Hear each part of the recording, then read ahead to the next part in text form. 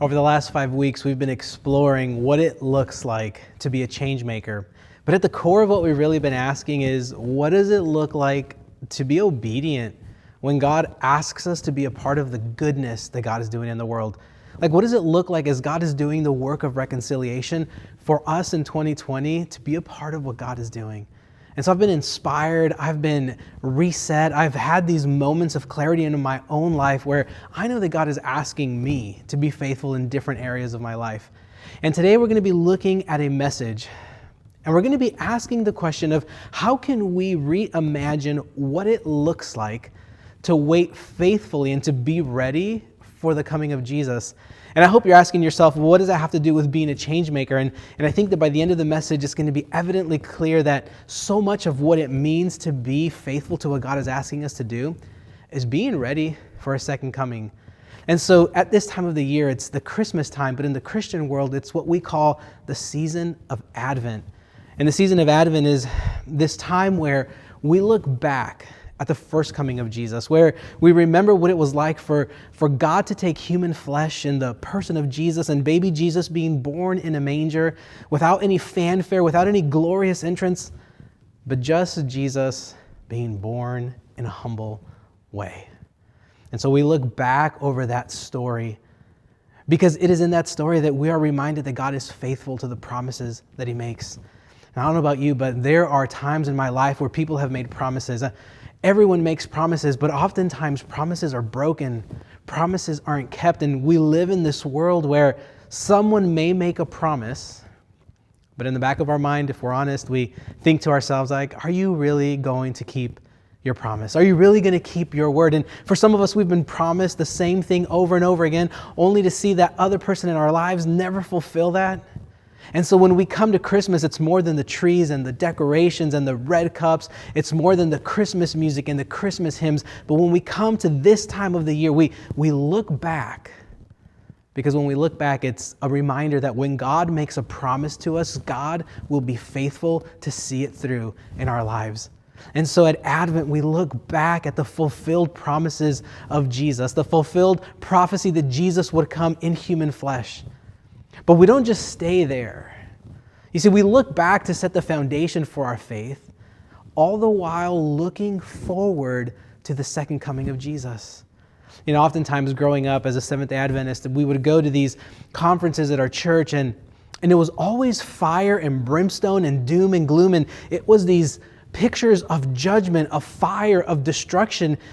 And I got to be honest that when I was a kid growing up and I saw these pictures of Jesus' second coming, it was less about the promise of the coming king, but it was more about the destruction of everything. And I was afraid. And so my faith, my belief in Jesus at a very young age wasn't out of love. It wasn't out of a desire to have this relationship with Jesus, but it was out of fear. Like, I was afraid. I didn't want to burn up in all eternity. I didn't want to be persecuted. I didn't want to feel pain. And so my faith at a young age was just about not wanting to suffer pain. And I think for many of us, that's the picture that we have of Jesus' return, that it's just about bad things happening and pain and destruction. But I want us to rescue that image. I want us to reimagine what it looks like, especially during this time of the year. Like, what it looks like that the coming of Jesus is actually good news. And I want us to look at what Jesus says, what it looks like for us to wait during this time. And so to do this, I want to begin with a sports analogy. Now, even if you're not into sports, I think you're going to understand why I'm going to use this, and I'll explain it. But there are two ways to play sports. One way is playing not to lose, and the other one is to run up the score. So if you're playing not to lose, I'll paint the scenario for you. Let's say that you're on a team and you're just ahead of your other team. Oftentimes what we see in sports is that team that is ahead, even if it's by 1 point, 2 points, 3 points, oftentimes they're playing not to lose. They're playing to get to the end of the time till the clock hits 0 so that they can lift their hands in victory and get that W. But what inevitably happens to those teams, and I've seen this and I'll see this until the day I die, they start to play nervous. They start to play scared. They start to make mistakes that they normally wouldn't make because they just don't want to lose. And invariably, time after time, the team that is playing not to lose, they oftentimes lose the game. On the other side, though, there are teams that are playing not only to win, but to run up the score, which in Little League and even in pro sports, running up the score is unsportsmanlike. And if you don't know what that means, here's what it is. Let's say that you're already ahead. There's a minute or less, or the other team is just so far behind that they're never going to catch up. And then you keep trying to score. That's called running up the score. You don't have to score anymore. You won the game. The game is almost over, but you keep trying to score. Now in Little League and in baseball, if you get to a certain inning and you're winning by more than so many points, the umpire will literally call the game off. The umpire will stop the game and they'll say, look, it's the mercy rule. We don't want these kids to feel bad. You've clearly already won. So when it comes to the things of this world and when it comes to sports, to run up the score is considered unsportsmanlike. But I want to rescue that image from sports, and I want to apply it to our life of faith. For so many of us as Seventh-day Adventists, and if you're a Seventh-day Adventist, this might make sense, and if you're not, we want you to come along with us as we explain this. But I think for us as Seventh-day Adventists, so much of our lives have been about playing not to lose. We're just trying to get to the end and hope that when we get there, we'll be saved. We just want time to run out so that we can get to the finish line and say, thank God we finally made it. But instead of going in full force and trying to make a difference in the world and trying to be faithful and obedient to what God is calling us to do, we often end up just hunkering away and isolating ourselves from so many other people and so many other things because we're just worried about not sinning, about not doing anything bad, about, in essence, not losing our salvation. And so we just try to play not to lose. But when I read the scriptures, and especially the story that we're going to look at today, you see, Jesus doesn't want us to be afraid. He doesn't want our faith to be fueled by fear. He wants our faith to be found in the presence of Christ, but that our faith would actually move us forward, move us outward, not make us afraid, but run up the score. You see, so many times we give so much power. I'm sorry, and I'm going to be preaching here, but so much of the time we give our power to the enemy and to the devil. And we use these words of that the devil is like a roaring lion waiting for someone for whom he will devour. And that's true. But I think so much of the time we give so much power to the enemy that we forget that the one who's on our side is far stronger and more powerful than the enemy. You see, the Bible tells us that he who is in us is greater than he who is out in the world.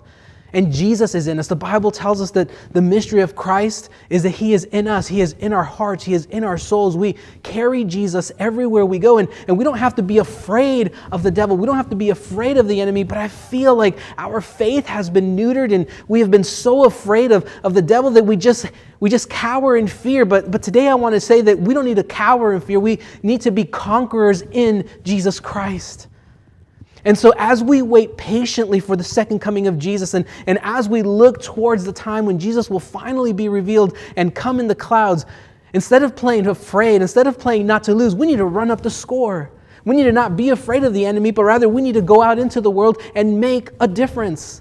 And the best way that we can make a difference is by sharing the gospel of Jesus. Now, whether we say it in words through our preaching, or whether we do it through the acts of kindness, the acts of goodness, the gospel is going to be preached.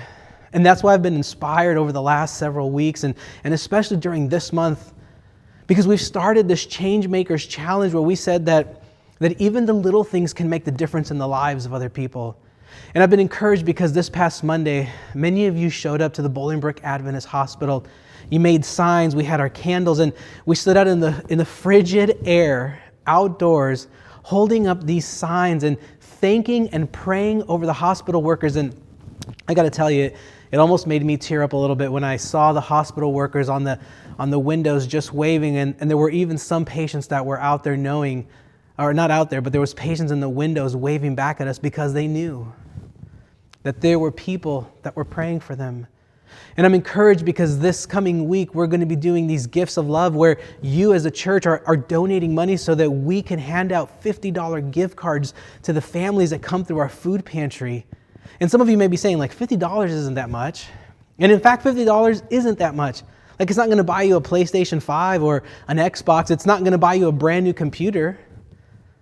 But for the mom who's having to work 3 part-time jobs, or the dad that's working 2 full-time jobs just to provide for the family and make ends meet, who isn't going to have enough money to give presents to their kid, that $50 is going to make a big difference. That's good news to that family.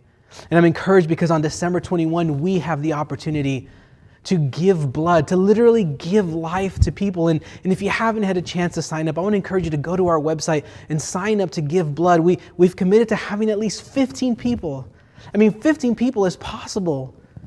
And that little thing, all you're going to do is sit there and maybe you're going to feel a little prick on your arm, but even those small things are making a difference.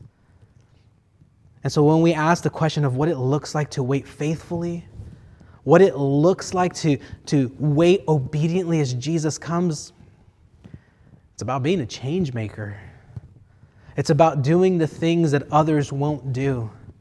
The Bible has a word for people who are willing to continue to do good for others. And the book of Revelation calls it a remnant.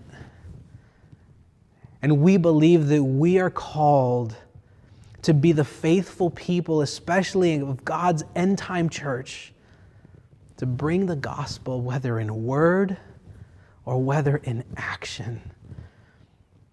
We were visiting with my brother and his family, and they have a really big dog. They have a Saint Bernard, and if you know what Saint Bernards are, they are these ginormous dogs that rival little ponies. And our daughter Everly loves this dog, and whenever we FaceTime with them, she asks for Hallie, and every time we go there, she's just excited to see Hallie.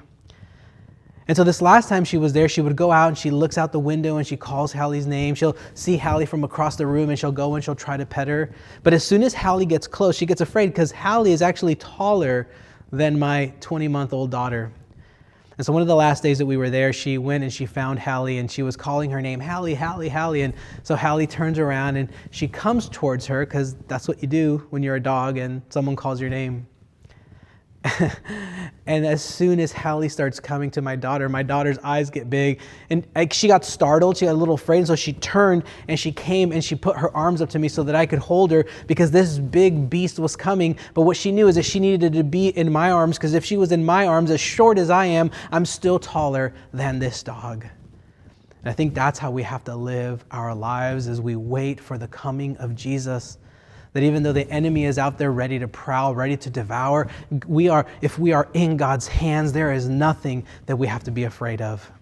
And so in light of that, I want to look at a story, at a parable that Jesus tells so that we can get a clearer understanding of what it looks like to live faithfully, to have a vibrant and a living faith during this time in Earth's history.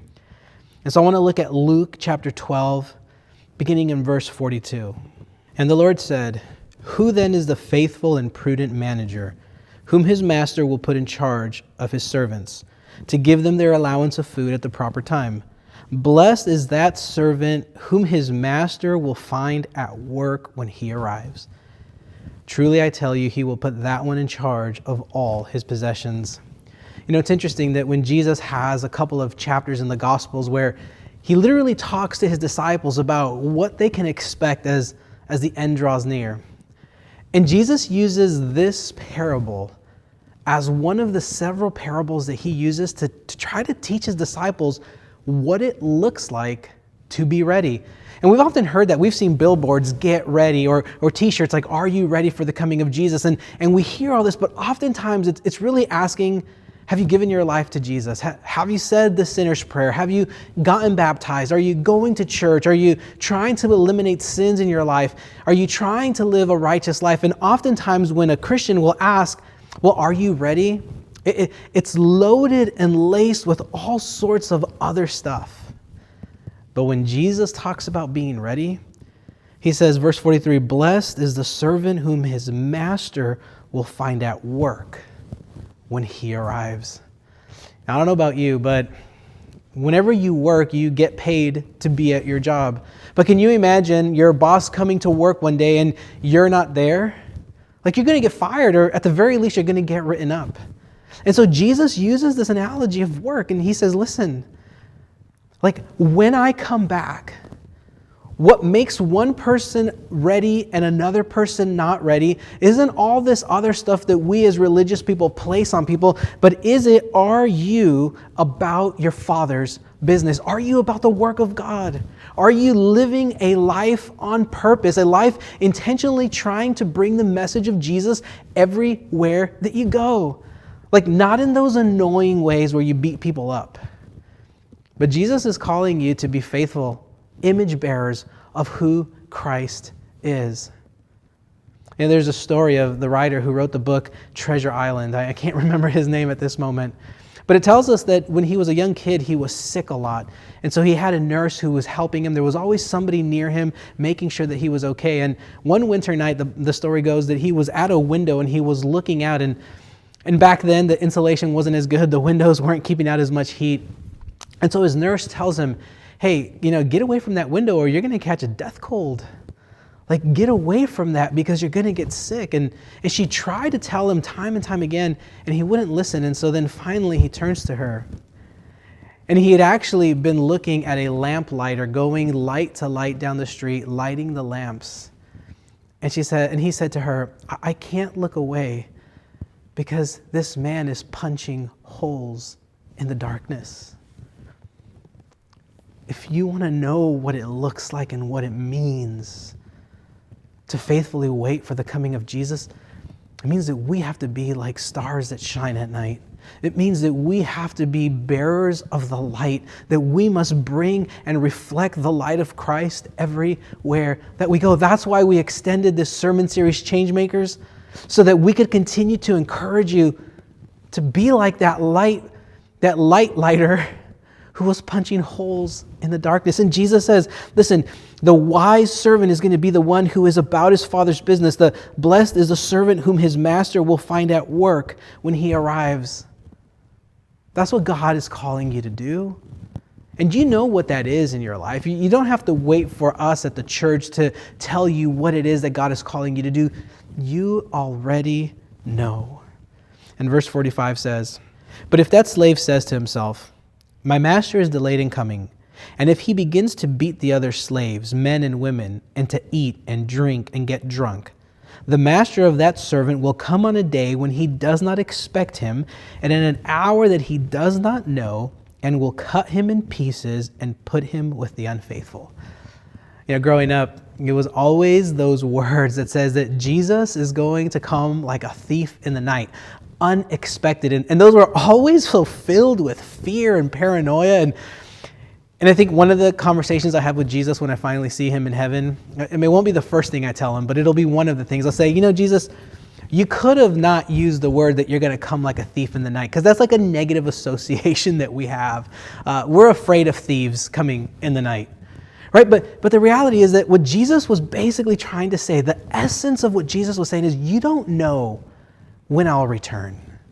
Jesus would even tell his disciples, it's not for you to know. Don't even try to guess. Don't try to do all these calculations. Just don't even worry about it, because all we need to worry about is about being faithful to the work that God is calling us to do, to be like the faithful servant who is actively doing good things for the other people.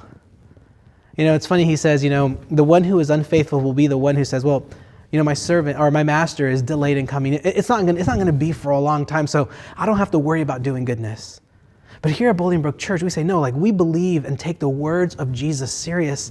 And so we want to be a part of the gospel. We want to be a part of spreading the gospel in this world. And in order for you to be ready, crucial to that is, are you actively engaging in doing the work of God in the world today? Jesus says, blessed is the slave whom his master will find at work when he arrives. And then in verse 48, Jesus contrasts the faithful servant and the unfaithful servant. But in verse 48, he says, from everyone to whom much has been given, much will be required. And from the one whom much has been entrusted, even more will be demanded. Now, these are words in some ways of Jesus telling us that because we have been given the gospel, because we have been given the promise and the assurance of our salvation. And we've already seen that when God makes a promise, God is faithful to fulfill that promise. So the heavy lifting of what it means to be a follower of Jesus, the heavy lifting of trying to earn our salvation, Jesus already earned salvation for us. And it was costly, but that is a gift that is given to us. And the reason that God gives us this gift is so that He can free us from having to earn our salvation, so that we can then be about our Father's business. And it says, for the one to whom much has been given, much will be demanded. So what does it mean to be ready for Jesus to return? It means to be faithful when God has entrusted us with gifts, with resources, with ideas, with time, with projects.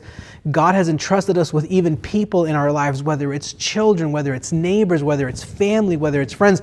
God has entrusted things and resources and people into our lives, and He is asking us, He's asking you, listen, be my message, be my hands, be my body in this world. You want to be ready? Then you're going to be busy doing the work of God. And I know that for some of us, that can feel difficult. And for some of us, it can feel heavy. And for many of us, we might even be feeling weary. I know 2020 has been one of those years where it makes us feel weary. And it's during this time of the year where many of us are looking to 2021 or the next year, and we're already making New Year's resolutions. Like, we might not tell people we have resolutions because we want to keep those kind of close to our chest just in case we don't live up to our resolutions. But we're always looking to the next year. Hey, when we start making goals about our finances, about our relationships, about our health, we start making goals about our careers. And I think for most of us in 2020, we've kind of come to the conclusion that 2021, at least the beginning of it, is probably going to be a continuation of what 2020 has been like. So maybe there is a different feeling for that. And if you're feeling weary, if you're feeling tired, if you're wanting this all to just go away, the next passage that I want to look at, I hope is going to bring a word of hope, a word of encouragement. Because as we wait for the coming of Jesus, it's not as though we don't have access to Him now. As we wait for the coming of Jesus, it's not like when we get to the end, then we'll have the presence, but rather that we have the promise of God's presence now. So I want to look at the next verse, and it's going to give you hope, because I know that it has encouraged me over this last week. Revelation chapter 14, verse 12. Here is a call for the endurance of the saints, those who keep the commandments of God and hold fast to the faith of Jesus. Here is a call for the endurance of the saints. So as we wait for the coming of Christ, the Bible is clear that it calls us to a patient kind of endurance. So if you've been feeling weary and heavy laden, God is calling you to patient endurance. If you feel like it's too hard and you don't want to go forward, God is calling you to a patient endurance. If your relationship has been going through some difficult things, God is calling you to a patient endurance. And to keep the faith of Jesus. When I think of endurance, I think of the life of faith as a marathon. It's not a sprint, but it's a marathon. And if you've ever run a marathon, or if you've ever run further than to the corner, you'll know that sometimes we run ugly. Like, I know that when I go out and I run, I can dress like a runner, and I can have all the coolest running clothes, and the running shoes aren't always so cool, but I can have running shoes, and I can have the awesome Oakley sunglasses, and I do, right? I dress up and I go and I run. And I might think that I look good, but the longer that I run, what I've noticed and what I've begun to try to pick up on is my running gets uglier.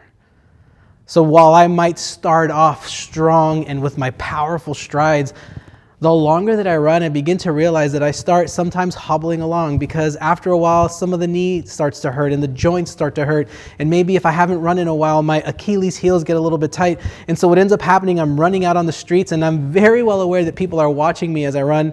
And I can only imagine what they might be thinking as I'm running and hobbling, but I don't stop. I force myself to keep going.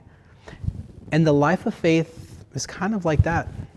It looks like a victorious limp. It looks like sometimes it's ugly, but we keep going forward. Sometimes it's hard, but we keep going forward. Sometimes we don't feel like keep going, but we keep going because Jesus calls us to this faithful and patient endurance. Because sometimes things are difficult. And God asks us to keep on trusting Him. And we go through different seasons in our lives. And the truth is that sometimes the most fun seasons in our lives are not always the most fruitful. But sometimes it's those fruitful seasons in our lives where our faith is strengthened, where our soul is filled. And sometimes it's not the most fun. You know, if you've ever been going through something difficult in your life, oftentimes we just want to pray and we want to get through it. But the scriptures call us to just patiently endure what we're going through. Because when we endure, what we're actually doing is trusting God, entrusting our lives to God, and believing that what God desires for us is still the very best. But God calls us to patience, even when it's hard. Because sometimes it's those moments of difficulty, those treacherous, transformative moments in our lives are what lead us closest to Jesus. And so as we think about being change makers in this world, it's about being faithful, patient, enduring, and what the book of Revelation calls as having the faith of Jesus. Oftentimes allowing Jesus to be the one who has the faith that flows through us.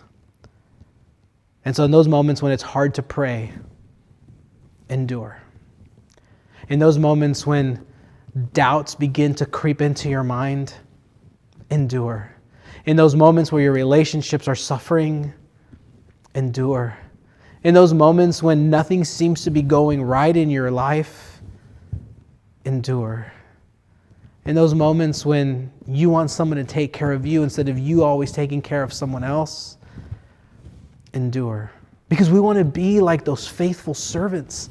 We want to be like the faithful servant that Jesus talks about, that when Jesus returns, He will have seen that we were always at work. We want to run up the score on goodness. We want to run up the score on the enemy. We want to continue to endure because oftentimes it's the temptation of the enemy to tell us that whatever we're doing isn't going to make a difference anyway.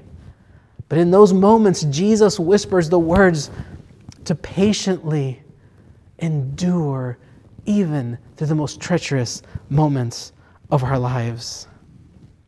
Because it's not about what we do or the quantity of goodness that we do in this world. But what Jesus cares about is about the quality of the things that we do. And I know that this has been like one of those pre-game hype sessions. I know we've been heavy on the sports analogies today. But we've been saying that even the smallest of things that we do, even when we endure, and even if it's the little things that we do, that even those small things can have a magnificent impact on the lives of others. And so I want to bring this to a close by looking at a final short story in the Gospel of Luke. Luke 21 says this, verse 1, Jesus looked up and saw rich people putting their gifts into the treasury. He also saw a poor widow put in 2 small copper coins. He said, "Truly I tell you, this poor widow has put in more than all of them, for all of them have contributed out of their abundance, but she out of her poverty has put in all that she had to live on." Jesus tells this story of a widow who gives 2 mites, 2 very little copper coins. And he contrasts her faith. She is literally entrusting her life by giving her offerings, by giving to the Lord. She is literally entrusting the very little she has. And if you've ever had a little bit of money, even a little bit of money that you give away feels like a lot. If you've ever had a lot of money and you give away some of that money, it doesn't feel right. Payday, right? On payday, we're all rich. On payday, we all go shopping. On payday, we go to our favorite restaurant. On payday, we can do all that we want to because we feel rich, but you get to the end of that pay period and you begin to feel like, well, I don't have that much, so you try to hold on to it. And so in this story, Jesus says that the woman who gives very little, and she was a widow, which meant that there was no one else to really take care of her. She didn't have probably kids. And the reason they would use widow oftentimes is not just that they didn't have a husband, but rather that they had no one to take care of them. And so she gives of the very little that she has in trusting that God would provide for her. She patiently endured, and she had the faith in Jesus that he would find a way to provide for her. And so I want to bring this back to the beginning as we started asking this question of reimagining what it looks like for us to wait faithfully for the coming of Jesus.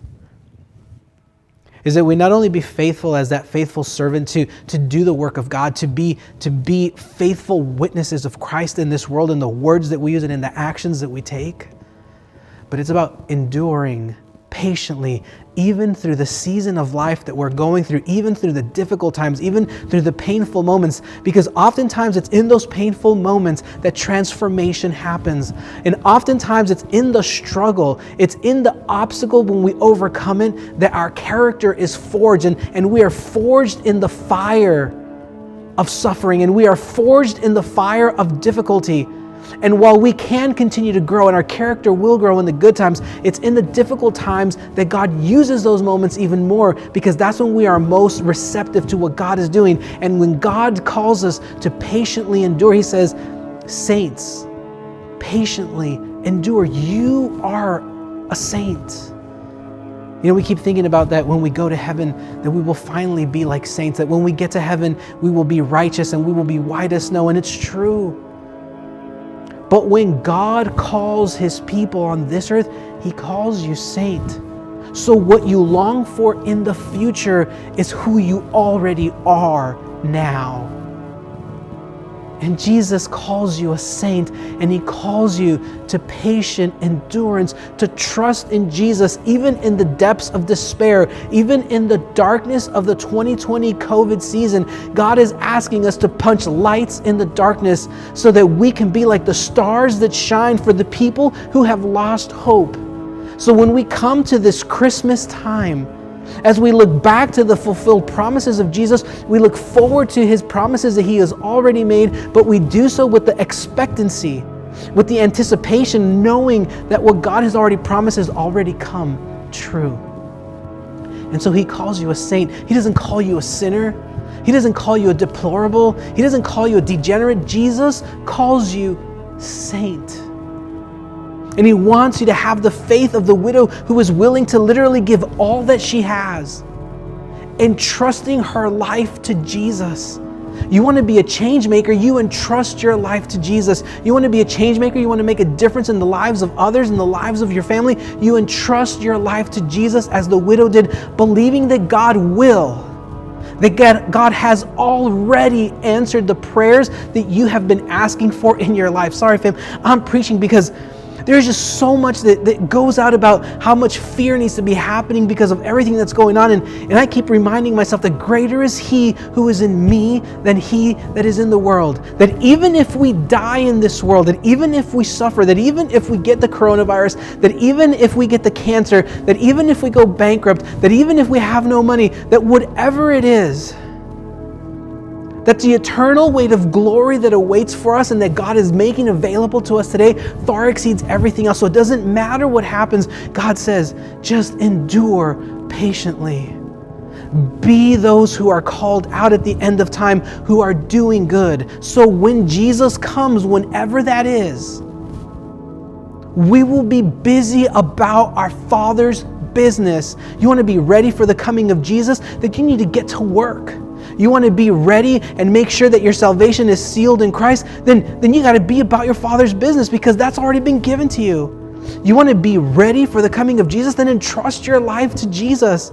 You want to be ready for Jesus coming, then just give all that you are over to Jesus and entrust your life to him, because there is no better place to be than knowing that you are held in the arms of Christ.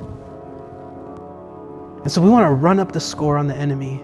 We want to run up the score of acts of goodness in this life. We want to run up the score and give the gospel in every and in all ways, knowing that it's going to make a difference in the lives of someone. So we want to be ready for the coming of Jesus. Then saints, I want to encourage you, endure patiently, even in the moments of difficulty. Because it's in those moments that if you're open to it and you're receptive, you will see the presence of Christ in a way that you haven't seen before. So I want to encourage you to keep enduring, keep being patient, have the faith of the widow that gives all that she has, so that when Jesus comes, he will see us and he will call you a good and faithful servant because you were about his business. Will you pray with me? Heavenly Father, we want to be ready. We want to be ready for your coming, not out of fear, but out of an abundance of faith. Not out of fear, but because we want this relationship with you. And so, Father, we ask now in this moment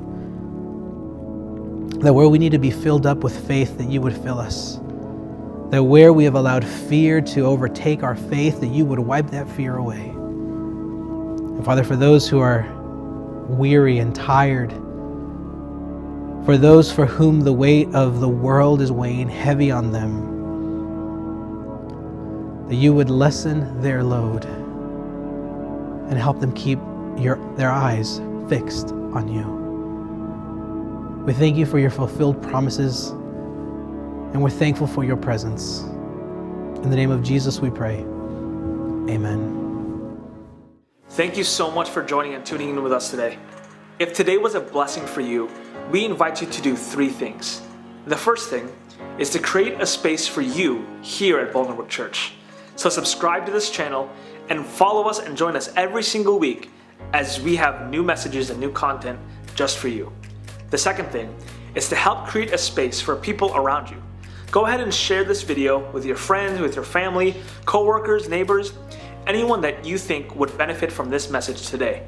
And lastly, if you have benefited from anything that's happening here at Bolingbrook Church, we invite you to pray, to partner with us with your giving and your resources in helping us create spaces for people all around the world. We really hope that you feel called and are willing. And if you are, go ahead and click on the giving description below, because we have a special vision and mission here at Bolingbrook Church, and that is to create spaces for the people that God missed the most. And as a follower of Christ, I believe that you are a space creator too. So we hope that you continue to join our community and help create spaces where you are. Thank you for being a space creator.